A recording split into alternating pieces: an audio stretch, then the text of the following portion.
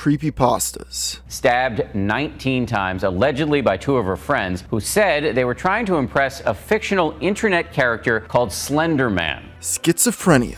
Morgan, diagnosed with schizophrenia, has remained in custody since the day of the stabbing. Backstabbings. Morgan and I decided that we would make an attempt to fulfill the plan. Today we'll tell the bizarre story of one of the most disturbed little kids the world has ever seen. And this story has left many people to wonder what negative impacts the internet has on our children, and if there's anything that can be done to stop it. Payton Leutner and Morgan Geyser had been friends ever since they were young, inseparable both at school and online. They'd often call each other as soon as they got home from class, and if the phone was unavailable, they chatted over the internet. According to her parents, Morgan was a relatively normal child with an incredibly active imagination. She loved getting lost in fictional worlds, and would reportedly claim to see ghosts in her room ever since she was a toddler. Despite her love of the imaginary though, in real life Morgan was a bit of a social outcast, having very few friends outside of Payton. But things changed around the time the girls entered the 6th grade, when Morgan met a new classmate by the name of Anissa Weier. She was also something of a loner at school, and the two bonded over their love of world building. It was Anissa who introduced Morgan to the world of online creepypasta, and more specifically, the character of Slenderman.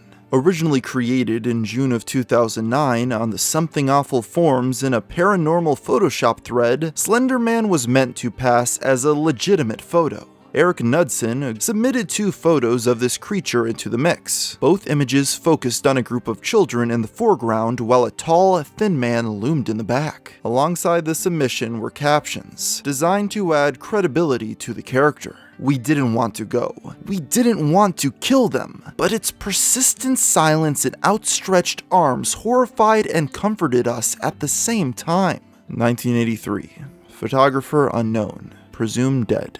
The photos memetically spread online, each post adding lore to the character, be it background or abilities. Not even 2 weeks later, a found footage online video series, Marble Hornets, had started on YouTube with their own take on Slenderman. The modern-day urban legend was popular amongst certain circles but still remained a relatively niche internet meme. It took 3 years for the character to become a breakout hit with the release of the video game Slender: The 8 Pages. With the burgeoning Let's Play genre on YouTube playing horror games, Slender was an overnight success and brought many new eyes onto the character. It was at this point in 2012 when Anissa introduced Morgan to the creepypasta, and she instantly became captivated. Upon being shown the images for the first time, she even allegedly claimed to have seen the faceless ghoul in real life, when she was just 5 years of age. This fascination rapidly spiraled into an obsession, as Morgan had Payton read online fanfiction about Slenderman despite the fact that the preteen had repeatedly stated she was too scared to continue.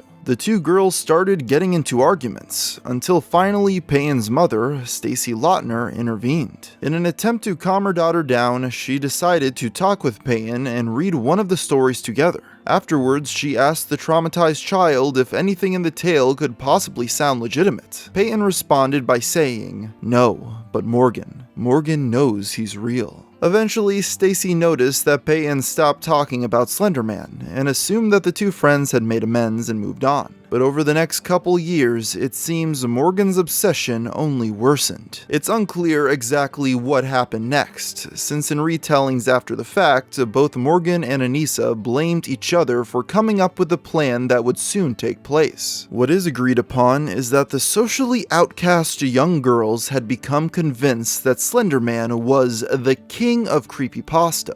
During their endless hours browsing forums and message boards, they had discovered a post claiming that it was possible to become something called a proxy to the online boogeyman. Once they had proven themselves, their fictional idol would supposedly arrive and take them to live in his mansion located in the nearby Nicolet National Forest, alongside every other creepypasta character. There was just one catch. In order to make this happen, Morgan and Anissa believed they had to take a life in order to become worthy, and the victim they had chosen was Payton. We'll learn more about their brutal plan after a word from our sponsor.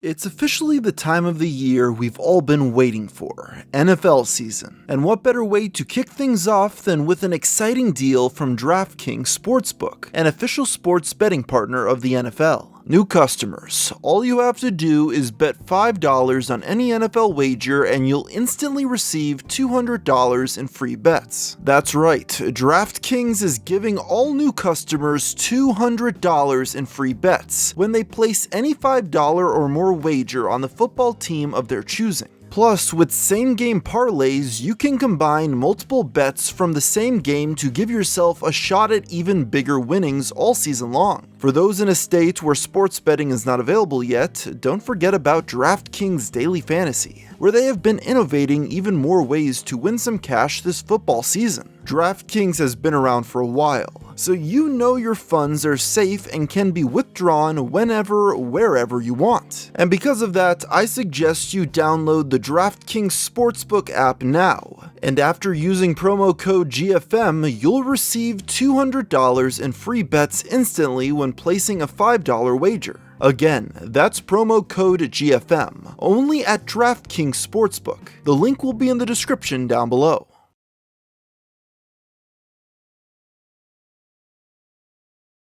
Needing to please the fictional character they had deluded themselves into believing was real, the two young girls went about setting up their sacrifice. A month before Morgan's 12th birthday, she and Anissa invited Payton to a sleepover, and it was there that they had planned to act. After a day full of fun and games around town, the girls would wait until their target fell asleep, and then stab her to death. They would then cover their victim in blankets to make it appear as though she was simply dozing. Once morning came and the adults had discovered what happened, the culprits would have long since fled and made their way to Slenderman's mansion.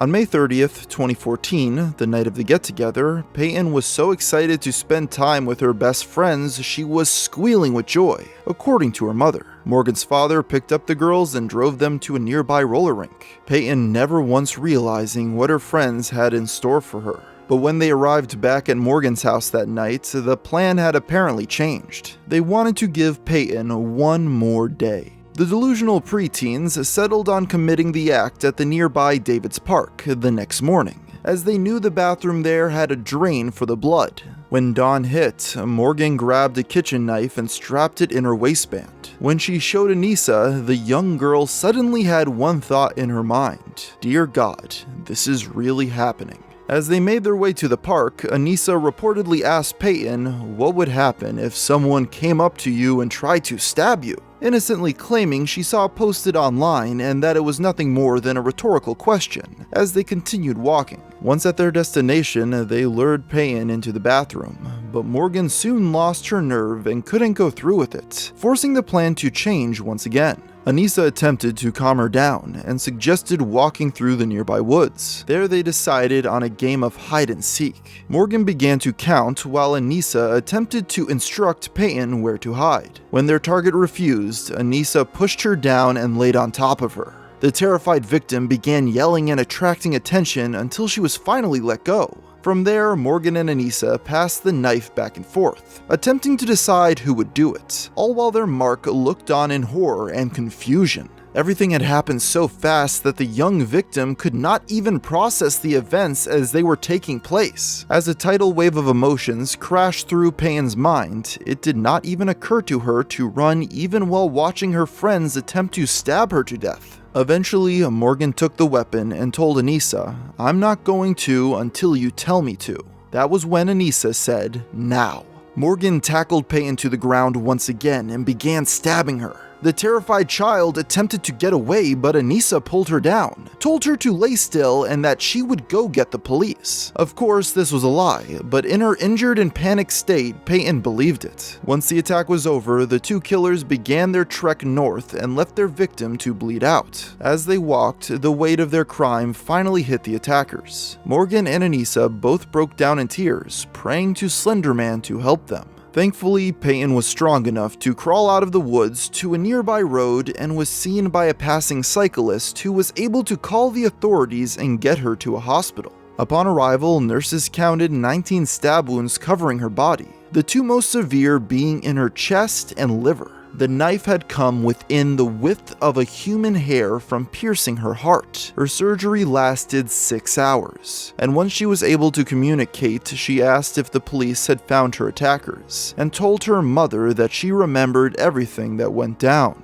As you can imagine, Morgan and Anissa didn't make it far, and were soon picked up by police later that same day on the north side of town. When questioned, Morgan told them the entire story and motivation behind their plan, adding the detail that if they did not go through with the act, the creepypasta fiend would have killed her entire family. Both girls were very forthcoming with information, explaining how they had been planning the attack for the last 5 months. Morgan was calm and almost casual during her interrogation, while Anissa seemed far more concerned about the consequences she was facing. Detectives believed Morgan had no remorse for her actions. Even the young convict herself was aware of this, reportedly expressing confusion as to why she did not feel regret for her crime.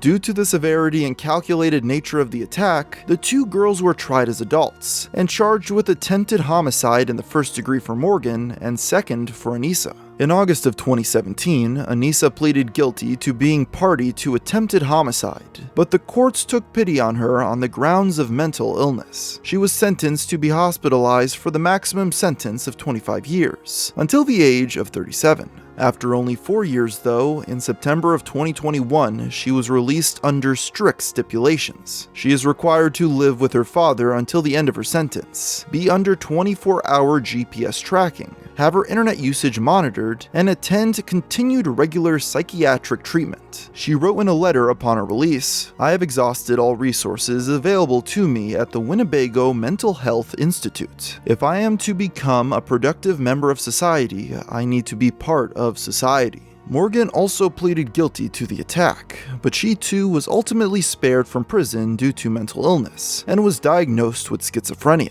According to her parents, she did not appear surprised by the diagnosis. Not only would it explain much of the young woman's past actions, but her father also suffered from the same disorder. She was given the maximum possible sentence of 40 years in a mental health institution. According to a court-appointed psychologist, Morgan was still having auditory hallucinations and psychotic symptoms shortly before her sentencing in February of 2018. She spoke at length about how she believed to possess Vulcan mind powers from Star Trek, and how she suspected a former classmate of being a Pegasus. During her time institutionalized, it seemed as though Morgan's hallucinations only grew worse, as she saw imaginary friends around her at all times. 2 years after the sentencing, the mentally ill teenager's attorney petitioned for the client to be retired in the juvenile court. He stated that because she wholly believed that Slenderman would kill her family, she was technically acting in self-defense. However, the Wisconsin Supreme Court denied this petition.